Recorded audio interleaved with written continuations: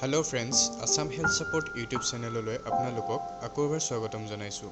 বন্ধুসকল, আজি আপোনালোকৰ লগত আলোচনা কৰিম খেজুৰ ঔষধ ৰূপে কেনেদৰে প্ৰয়োগ কৰিব পাৰি।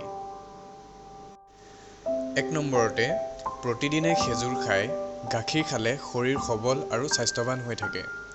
30 গ্ৰাম খেজুৰ ৰাতি তিয়াই থৈ পিছদিনা খেজুৰখিনি খচি কাপোৰেৰে চেকি তাৰ লগত মৌ মিহলাই খালে লিভাৰৰ দোষ দূৰ হয়।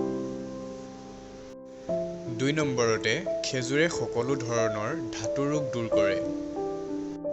3 নম্বৰত, চিফিলিছ ৰোগৰ ৰোগীয়ে খেজুৰৰ লগত ডাঙৰ ইলাইচি গুড়ি মিহলাই খাই অলপ পৰৰ পিছতে গাখীৰ খাই দিব লাগে, তেতিয়া এই ৰোগৰ উপশম হয়।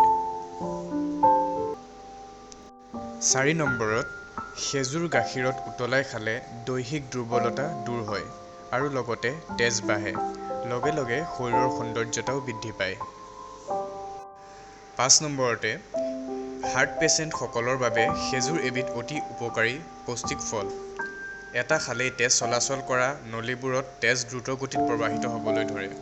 তাৰ ফলত তেজ গোট মাৰি প্ৰবাহিত ক্ষেত্ৰত বাধা হৈ হৃদৰোগৰ সম্ভাৱনা নাথাকে।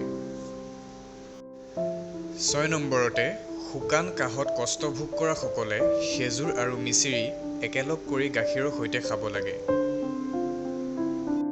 7 নম্বৰতে, প্ৰতিদিনে খেজুৰ খালে ভিটামিন এ, ভিটামিন বি আৰু ভিটামিন চি প্ৰচুৰ পৰিমাণে লাভ কৰিব পাৰি। মাংসপেশীত পৰিপূৰ্ণ শক্তিও সঞ্চয় হয়। 8 নম্বৰতে, প্ৰতিদিনে খেজুৰ খালে তেজৰ দোষো আঁতৰত থাকে আৰু শীতকালত দিনে 4-5টা খেজুৰ ঘিউ দি খালে নপুংসকতা দূৰ হয়। 9 নম্বৰত, এনিমিয়া হোৱা লোকসকলে সদায় একোটাকৈ দুবাৰ খেজুৰ খোৱা আৱশ্যক। ইয়াৰ ফলত তেজ পৰিষ্কাৰ হয় আৰু তেজ বাঢ়িব ধৰে। তো বন্ধুসকল, মুঠতে খেজুৰে সকলো ৰোগৰ লগতে বিপৰীতে থিয় হৈ বাধা আঁতৰাই সুস্থ সবল কৰি ৰাখিবলৈ বিচাৰে। তাত থকা উপাদানসমূহৰ প্ৰতিটোৱেই আমাৰ শৰীৰৰ সুস্থ কৰি ৰখাত সহায় কৰিব পাৰে। তো ফ্ৰেণ্ডছ, ভিডিঅ'টো আজিলৈ ইমানেই। যদিহে আপোনাৰ ভিডিঅ'টো ভাল লাগিলে তেন্তে ভিডিঅ'টো লাইক কৰিব, কমেণ্ট কৰিব আৰু শ্বেয়াৰ কৰিব আৰু লগতে থকা ছাবস্ক্ৰাইব বটনটো ক্লিক কৰিবলৈ নাপাহৰিব।